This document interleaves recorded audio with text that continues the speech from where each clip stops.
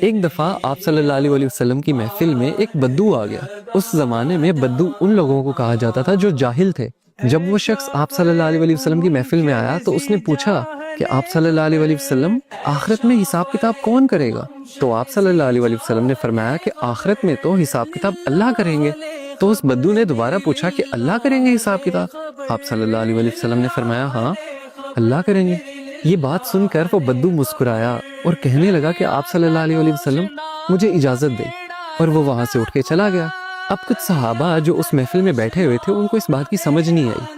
وہ اٹھے اور انہوں نے اس بدو کا پیچھا کیا اور اس سے جا کے پوچھا، تم آپ صلی اللہ علیہ وسلم کی محفل میں آئے ہو، تم نے سوال کیا ہے کہ آخرت میں حساب کتاب کون کرے گا؟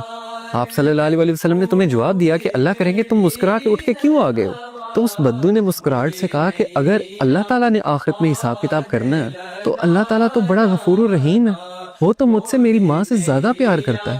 کیا میری ماں مجھے جہنم کی آگ میں جلا سکتی ہے؟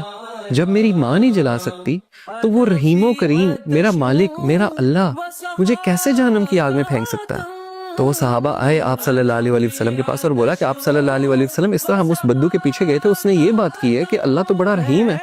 تو آپ صلی اللہ علیہ وسلم نے فرمایا کہ اگر اسے اللہ کی رحیمی پہ اتنا یقین ہے نا تو اللہ کبھی اس کو اپنی رحیمی سے مایوس کر نہیں سکتا، کیونکہ اللہ اپنے بندوں کے لیے بالکل ویسا ہے جیسا اس کا بندہ اس کے لیے گمان کرتا ہے۔ اگر اس کے بندے کو یہ یقین ہے کہ وہ بڑا رحیم ہے تو اللہ تعالیٰ اس کے لیے رحیم ہی ہے، اللہ تعالیٰ اس کو معاف ہی کرے گا۔